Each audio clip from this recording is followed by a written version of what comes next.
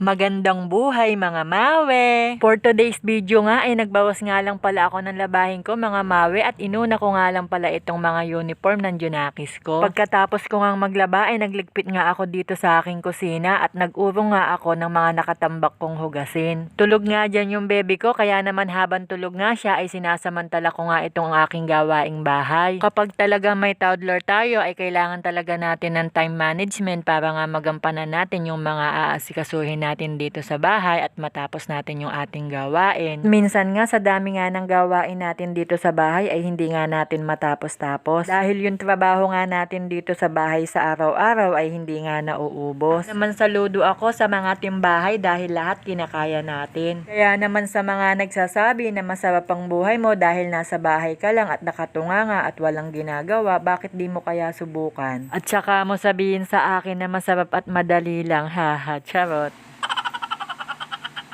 But anyways, highways mga mawe, at balik na nga pala tayo dito sa may video ko. At ipagluluto ko nga pala ngayon ng sopas yung mga Junakis ko. Shout out na din pala sa aking kapatid na si Mami Joy na nagpaluto nga sa akin ng sopas na to. Dead anniversary kasi ng Junakis niya ngayon at 15 taon na nga ang nakalipas. Yun nga yun, panganay niyang anak at kung nabubuhay nga lang ngayon yun ay binata na sana. Balik na nga pala tayo dito mga mawe sa niluluto ko. Iginisa ko na nga pala itong sibuyas bawang at nilagay ko na nga din pala itong kanyang sahog na manok. At sinangkutsa ko nga lang pala ito at sunod ko na nga din palang inilagay itong ang hotdog at saka nga karot. Lagay na nga din pala ako ng konting paminta at hinalo-halo ko nga lang pala ito. Sa kabilang kalan nga ay nagpakulo na nga din pala ako ng tubig para nga doon sa may pasta niya. Kumukulo na nga yung tubig kaya naman sunod ko na nga inilagay itong pasta at nung lumambot na nga itong pasta ay sunod ko na nga inilagay itong ang isinangkutsa ko kanina. Yung pamamaraan nga ng pagluluto ng sopas na to ay napanood ko nga lang din dito kaya naman sinubukan ko nga din ngayon. Yung common na pagluluto kasi ng sopas na ginagawa ko nga ay ginigisa ko nga at sinasangkutsa ko nga yun at nilalagyan ko nga ng tubig at doon ko na nga pinapakulo ang kasama yung sahog niya, pero ngayon nga ay iba nga yung ginawa ko at ginaya ko nga yun, napanood ko dito. Ayan, luto na nga yung pasta kaya naman sunod ko na ang inilagay itong ang gatas. Itong ang gatas yung magpapasarap nga sa sopas natin at naglagay na nga din pala ako ng margarine, pampasarap. Konti nga lang pala yung inilagay ko dahil pampakulay lang naman ito sa sopas natin. At ayan nga, sunod ko na din nga palang inilagay itong ang repolyo natin at luto na nga itong sopas natin.